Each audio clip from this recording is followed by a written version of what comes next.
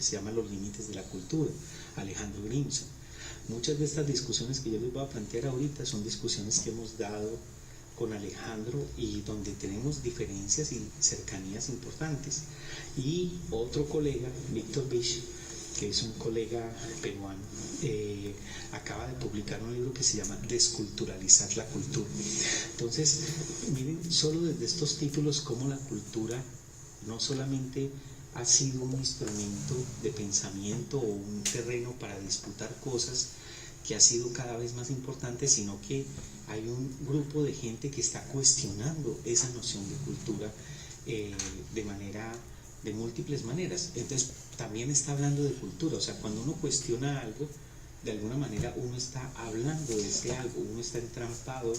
en ese algo, ¿no? Bueno, entonces aquí me voy a la parte que me parece más interesante, que espero les produzca más escozor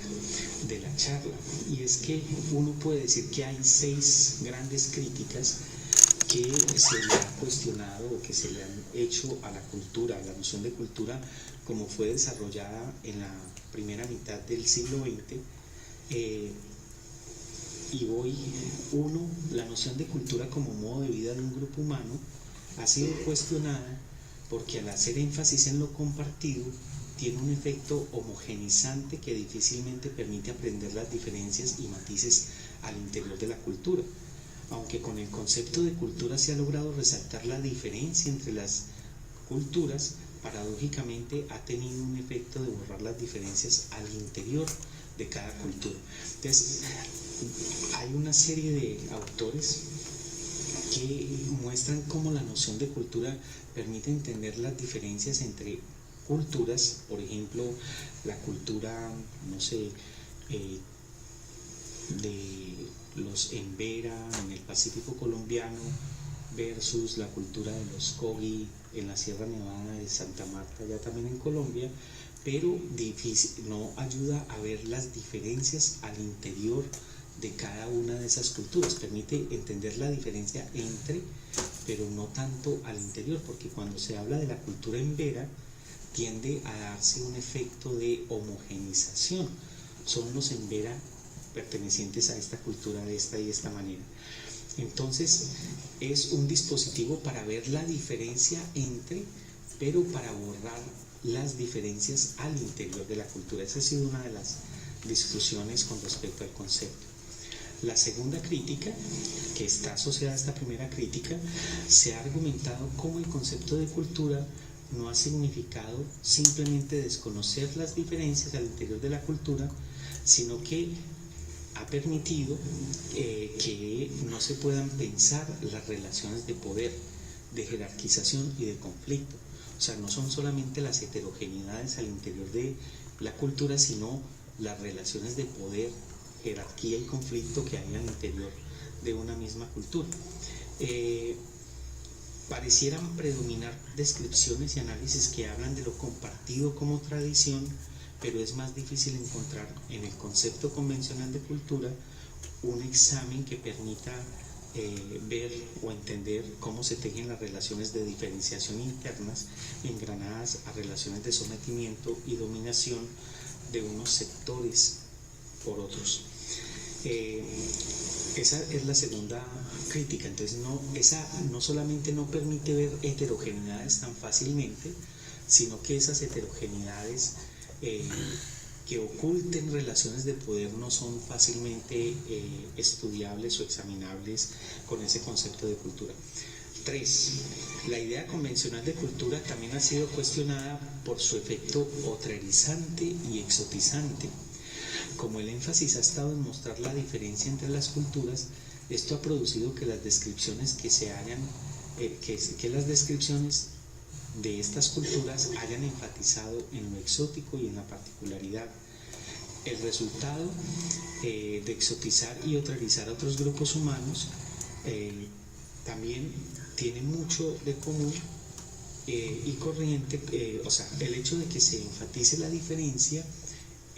hace que haya un efecto de otrerización y de exotización.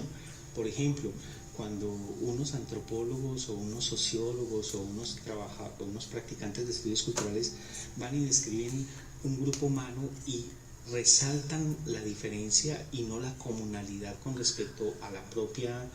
sociedad, se va produciendo un efecto de exotización, de diferenciación entre ambos. Este efecto de exotización y neutralización también se conoce como la monumentalización de la cultura. Es una tercera crítica que tiene que ver con las políticas de representación, es precisamente esa idea de que cuando uno enfatiza la diferencia, entonces pierde o se diluye la comunalidad entre las culturas. El cuarto punto, donde han habido otra serie de críticas, es que se ha indicado como el concepto de cultura, ese concepto más convencional de cultura, que ha nacido para cuestionar el racismo, ha empezado paradójicamente a ser utilizado racialmente. Explico esto. Esto es el trabajo de Trouillot en el artículo que yo les mencionaba de Adiós Cultura.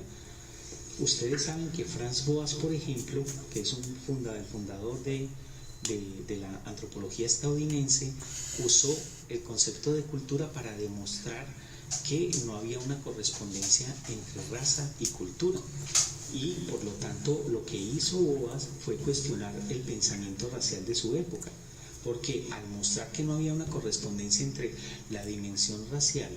y los aspectos culturales de una gente, lo que hacía era desmontar la premisa del pensamiento racial que establece una equiparación entre biología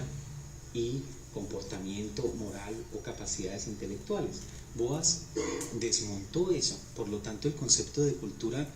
con el relativismo cultural que mencionábamos ahorita, que sirvió para cuestionar la arrogancia europea de que era la civilización superior, también sirvió para cuestionar la idea de que habían unas razas superiores y unas razas inferiores que se expresaban en unos comportamientos jerárquicos, como pues el pensamiento racial de principios de siglo. Eso fue, por lo tanto, Boas trabaja la noción de cultura como un anticoncepto de la biología. La cultura desmonta esas determinaciones biológicas que el pensamiento racial pretendía enunciar. Ahora, lo que ha pasado en las últimas décadas es que el concepto de cultura se ha ido racializando, de la manera de que las culturas han devenido en esencias o en marcaciones o en sedimentaciones o en fijaciones a las cuales esas gentes que supuestamente pertenecen a esas culturas están ineluctablemente condenadas. Entonces, de un concepto que sirvió para desmontar el racismo biológico, ahora el pensamiento racial cada vez más opera en términos de cultura. Entonces ya no es necesario apelar a la biología para descartar o para separar o para segregar o para discriminar una gente, sino que está el concepto de cultura. Por lo tanto, mucha gente ha indicado cómo en las últimas décadas ha habido un desplazamiento del racismo biológico, o mejor, del racismo que apela a la biología como fundamento, a el racismo cultural, esto es, a